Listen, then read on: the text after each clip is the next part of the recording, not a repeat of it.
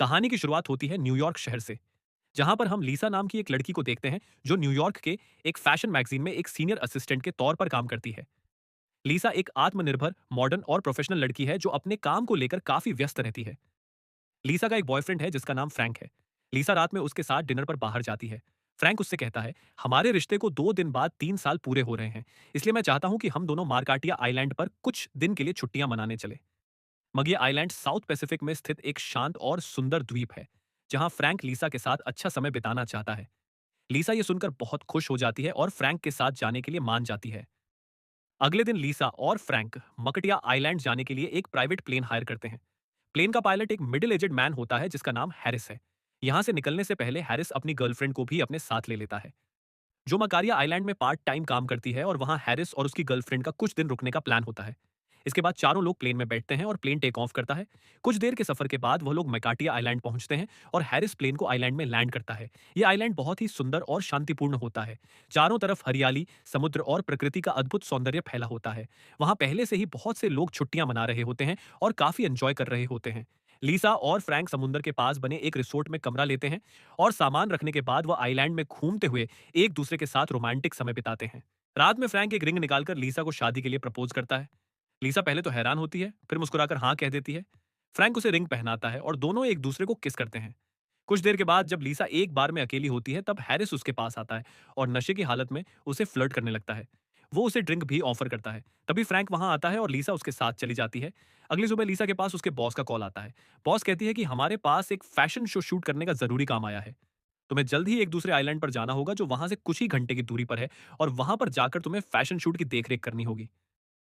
लीसा Frank के साथ छुट्टियां मनाने आई थी, इसलिए वो बीच में नहीं जाना चाहती थी। लेकिन बॉस कहती है कि यह काम हमारे लिए बहुत इंपॉर्टेंट है। अगर तुम इसे पूरा करती हो तो तुम्हें प्रमोशन मिलेगा। लीसा ये सुनकर मान जाती है और फ्रैंक को बताती है कि उसे बॉस का कॉल आया था और एक जरूरी काम के लिए उसे जाना पड़ेगा।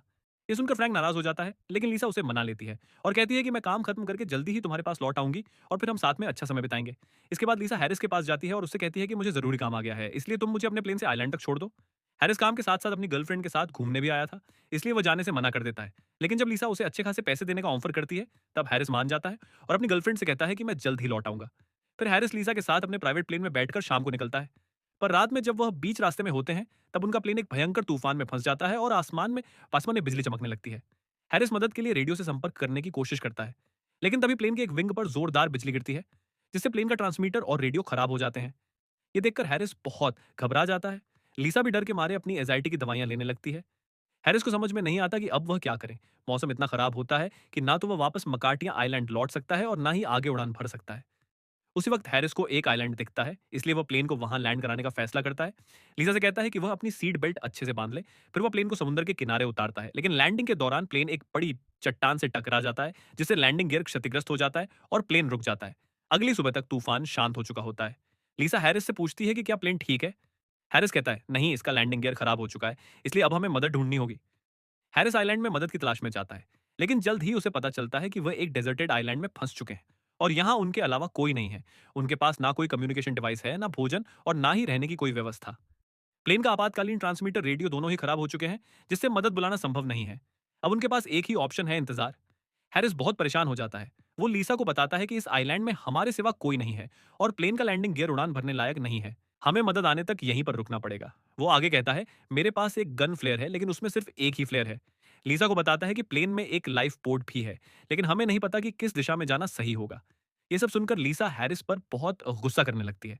वो कहती है कि तुम्हारी वजह से हम यहाँ पर फंसे हैं। मुझे नहीं पता कि हम बिना खाने और पानी के कैसे सर्वाइव करेंगे, और अगर कोई हमें ढूंढने नहीं आया तो क्या होगा। मैंने तुम्हें पैसे दिए थे ताकि तुम मुझे मेरी मंजिल तक ले जाओ, लेकिन तुमने मुझे यहाँ पे लाकर फंसा दिया। चलो अब मेरे पैसे वापस लौटाओ। ये सुनकर हैरिस नाराज हो जाता है।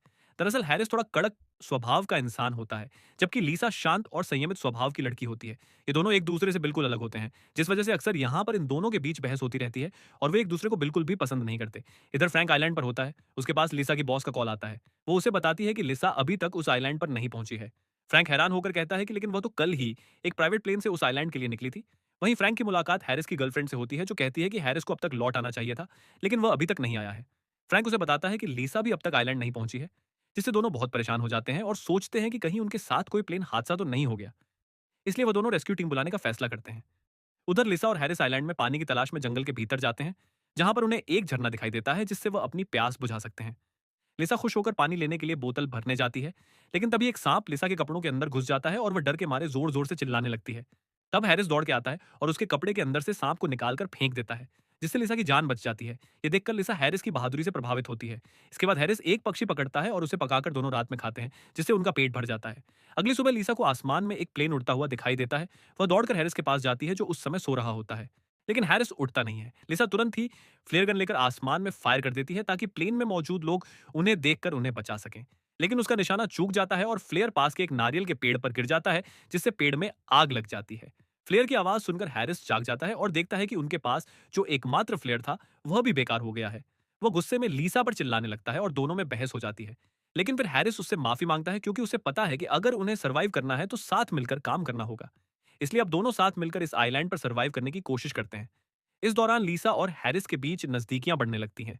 जो पहले एक दूसरे को बिल्कुल पसंद नहीं करते थे, अब एक दूसरे की परवाह करने लगते हैं। उधर फ्रैंक और हैरिस की गर्लफ्रेंड एक प्राइवेट हेलीकॉप्टर बुक करते हैं और लिसा और हैरिस को ढूंढने के लिए चारों तरफ तलाश शुरू करते हैं। इधर लिसा और हैरिस एक ऊंचे पहाड़ पर चढ़ रहे होते हैं, ताकि वहां पर उन्हें फोन में नेटवर्क मिल सके और वो मदद बुला सके। वो दोनों काफी मुश्किलों के बाद पहाड़ पर चढ़ जाते हैं, लेकिन वहां पर नेटवर्क नहीं होता है। हैरिस दूरबीन से चारों तरफ नजर डालता है। तभी उसे दूर समुद्र में एक नाव दिखती है। उसे देखकर लिसा और हैरिस बहुत खुश हो जाते हैं और उन्हें लगता है कि शायद अब वो बच सकते हैं। लेकिन वह बोट उनसे बहुत दूर होती है, इसलिए वह जल्दी से पहाड़ से नीचे उतरने लगते हैं। पर जब तक वह दोनों नीचे पहुंचते हैं, तब तक शाम से रात हो चुकी होती है। लिसा और हैरिस उस बोट तक पहुंचने के लिए राफ्ट बोट लेकर निकलते हैं और उन्हें सफर करते करते रात से सुबह हो जाती है। अगली सुबह जब वह बोट के थोड़ा करीब पहुंचते हैं, तब हैरिस दूरबीन से बोट में देखता है। तब उसे बोट में कुछ लोग दिखाई देते हैं, जो एक आदमी को मारकर पानी में फेंक देते हैं। हैरिस समझ जाता है कि ये लोग डाकू हैं, जो इस क्षेत्र में अवैध रूप से घूमते हैं और लूटपाट करते हैं। वॉसा से कहता है कि अगर इन डाकू ने हमें देख लिया तो वो हमें मार सकते हैं। इसलिए हैरिस राफ्ट मोड़कर जल्दी जल्दी वहां से भागने की कोशिश करता है। लेकिन तभी डाकुओं का लीडर उन्हें देख लेता है और अपने लोगों को उन्हें मारने के लिए भेजता है। कुछ डाकू बंदूक लेकर मोटर बोट में बैठकर उनके पीछे आने लगते हैं और लीसा तेजी से राफ्ट बोट को किनारे की ओर ले जाने की कोशिश करते हैं। लेकिन उनकी राफ्ट बोट की रफ्तार बहुत धीमी होती है और डाकू उन पर फायरिंग शुरू कर देते हैं। एक गोली उनके राफ्ट में लगती है, जिससे राफ्ट बोट की हवा बाहर निकल जाती है और लिस और हैरिस पानी में गिर जाते हैं। ये दोनों तैरकर जैसे तैसे किनारे तक पहुंचते हैं और फिर आइलैंड के अंदर जंगल की ओर भाग जाते हैं। लेकिन डाकू भी इनका पीछा करते हुए आइलैंड में उतर जाते हैं और जल्द ही इन्हें पकड़ लेते हैं। हैरिस और लीसा को पता होता है कि डाकू उन्हें जिंदा नहीं छोड़ेंगे, इसलिए लीसा झूठ बोलती है कि हमारे प्लेन में बहुत सारा सोना है। ये सुनकर डाकू उसकी बातों में आ जाते हैं। हैरिस और लीसा उन्हें प्लेन तक ले जाने का नाटक करते हैं, लेकिन रास्ते में दोनों चालाकी और साहस से डाकुओं को चकमा देकर भाग जाते हैं। वो कूदते हैं तो उन्हें चोट भी लग सकती है, लेकिन डाकू अब भी उनका पीछा कर रहे होते हैं, इसलिए दोनों कूद जाते हैं और उन्हें कुछ नहीं होता। हैरिस और लीसा किसी तरह डाकुओं से बचकर जंगल में पहुंचते हैं। अब उन्हें न सिर्फ भूख प्यास से लड़ना है, बल्कि इन खतरनाक डाकुओं से भी बचना है और यहाँ से जल्दी निकलना है। आगे बढ़ते हुए उन्हें एक जगह वर्ल्ड वॉर 2 के समय का क्रैश हुआ एक जापानी फ्लोट प्लेन दिखाई देता है। कहता है कि शायद इस प्लेन से हमें कुछ ऐसा मिल जाए जिससे हम अपने प्लेन को ठीक कर सकें। फिर रात में वो दोनों बैठकर अपनी जिंदगी की परेशानियों के बारे में बात करते हैं। लिसा बताती है कि वो हमेशा एक परफेक्ट जिंदगी की तलाश में रही, लेकिन अब उसे लगता है कि सच्ची जिंदगी वही होती है जहां कोई दिखावा नहीं होता। हैरिस भी अपना दिल खोलता है। वह बताता है कि पहले उसकी शादी हुई थी, लेकिन उसकी पत्नी उसे छोड़कर चली गई, जिससे वह टूट गया। लेकिन फिर धीरे धीरे उसने अकेले जीना सीख लिया। कुछ दिनों से साथ रहते हुए अब दोनों एक दूसरे को समझने लगे थे और एक दूसरे को पसंद भी करने लगते हैं, लेकिन खुलकर इजहार नहीं कर पाते। इस बीच कुछ दिनों की नाकाम खोज के बाद फ्रैंक बहुत ज्यादा दुखी हो जाता है। उसे लगता है कि लिसा अब इस दुनिया में नहीं रही, इसलिए वह इस दुख में शराब पीने लगता है कि गर्लफ्रेंड भी सोचने लगती है कि उसका बॉयफ्रेंड मारा गया होगा। वो फ्रैंक से कहती है कि अब हमें जिंदगी में आगे बढ़ना चाहिए। फिर वो फ्रैंक को बहकाने लगती है और दोनों क्लोज हो जाते हैं। लेकिन बाद में फ्रैंक को बहुत पछतावा होता है। अगली सुबह लीसा और हैरिस उस पुराने जापानी फ्लोट प्लेन के कुछ हिस्से निकालते हैं और उन्हें अपने प्लेन तक ले आते हैं। हैरिस अपने प्लेन का टूट चुका लैंडिंग गियर मॉडिफाई करता है, ताकि वह पानी को रनवे की तरह इस्तेमाल कर सके। लीसा उसका पूरा साथ देती है और जल्द ही प्लेन उड़ान भरने के लिए रेडी हो जाता है। जब वह उड़ान भरने ही वाले होते हैं, तभी उन्हें समुद्र में डाकू की बोट नजर आती है। वो लीसा और हैरिस को देखकर अपनी बोट से उनकी ओर गोले दागते हैं। एक गोला हैरिस के पास गिरता है, जिससे वह घायल हो जाता है। लेकिन उनके पास भागने का ये आखिरी मौका होता है। वो डाकुओं के पहुंचने से पहले किसी तरह प्लेन में बैठकर उड़ान भरने में सफल हो जाते हैं और डाकुओं के ऊपर से उड़ जाते हैं। डाकू उन पर फिर से गोला दागते हैं, लेकिन वह उनके प्लेन पर नहीं लगता। उल्टा उनकी अपनी ही बोट पर गिरता है, जिससे बोट में जोरदार विस्फोट होता है और डाकू पानी में कूद कर अपनी जान बचाते हैं। यहाँ हरिस जख्मी होता है और उसे डर होता है कि अगर वह बेहोश हो गया तो प्लेन क्रैश हो जाएगा। इसलिए वह लीसा को सिखाता है कि प्लेन को लैंड कैसे करवाना है। इधर आइलैंड में सभी लोग को लगता है कि लिसा और हैरिस मर गए होंगे, इसलिए उनकी याद में एक शोक सभा रखी जाती है।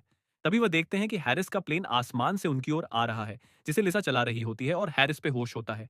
लिसा किसी तरह हिम्मत करके प्लेन को पानी में लैंड करवाती है। सब लोग उन्हें जिंदा देखकर बहुत खुश होते हैं। हैरिस घायल होता है, इसलिए उसे तुरंत ही अस्पताल ले जाया जाता है। बाद में लिसा अस्पताल में हैरिस से मिलने आती है और उसे अपने प्यार का इजहार करती है। हैरिस कहता है, मैं भी तुमसे बहुत प्यार करता हूँ, लेकिन तुम्हारा प्रोफेशन, तुम्हारी पर्सनल लाइफ सब कुछ मेरे से बहुत अलग है और हम साथ में नहीं रह सकते हैं। वैसे भी मैं तुमसे उम्र में बड़ा हूँ और तुम किसी अच्छे लड़के को डर्व करती हो। इसके बाद लिसा फ्रैंक के साथ न्यूयॉर्क वापस जाने के लिए एयरपोर्ट पर होती है। तो फ्रैंक उसे बताता है, जब बहुत ढूंढने के बाद भी तुम हमें नहीं मिली, तो मैं टूट गया था और मुझे लगा था कि तुम्हारी मौत हो गई। इस दुख में मैंने हैरिस की गर्लफ्रेंड के साथ संबंध बना लिया। ये सुनकर लिसा हैरान रह जाती है। वो फ्रैंक को बताती है कि उसके दिल में अब हैरिस के लिए प्यार है। ये सुनकर फ्रैंक गुस्से में आ जाता है। लिसा कहती है, हम दोनों के बीच जो था वे अब प्यार नहीं रहा, और वह उसे उसकी पहनाई हुई अंगूठी वापस कर देती है। उधर हैरिस को समझ में आ जाता है कि वह लिसा के बिना नहीं रह सकता, इसलिए वह एयरपोर्ट पर उसे रोकने आता है, लेकिन तब तक प्लेन टेक ऑफ कर चुका होता है। वह निराश होकर वापस जाने लगता है, लेकिन तभी उसे लिसा दिखती है, जो फ्रैंक के साथ नहीं गई होती है। लिस उसे देखकर दौड़कर गले लगा लेती है। दोनों एक दूसरे को किस करते हैं और हमेशा के लिए साथ रहने का फैसला करते हैं, और इसी के साथ मूवी खत्म होती है।